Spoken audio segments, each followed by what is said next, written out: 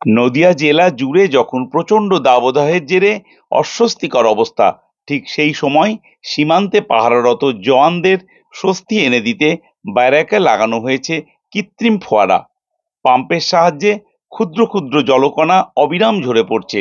এতেই বাইরের থেকে ভিতরের তাপমাত্রা এক ধাক্কায় অনেকটাই নেমে শীতলময় হয়েছে। এই ধরনের ব্যবস্থায় খুশি ব্যারাকের জওয়ানরা।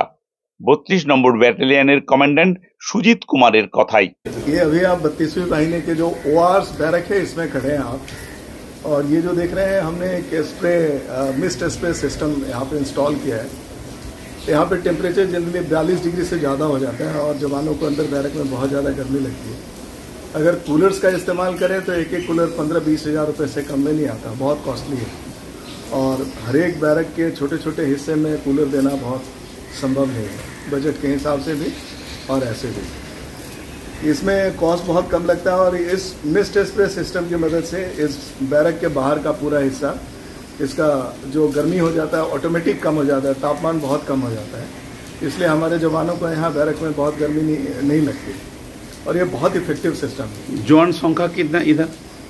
ये 120 मैन बैरक है, इसमें 120 जवानों के रहने की कैपेसिटी है। तो इस सिस्टम को लगाने के बाद यहाँ गर्मी से बहुत ज़्यादा निजात मिला है और जवान बहुत कंफर्टेबल है। অনুপম মোদক, আকাশবাণী সংবাদ, চাপড়া, নদিয়া।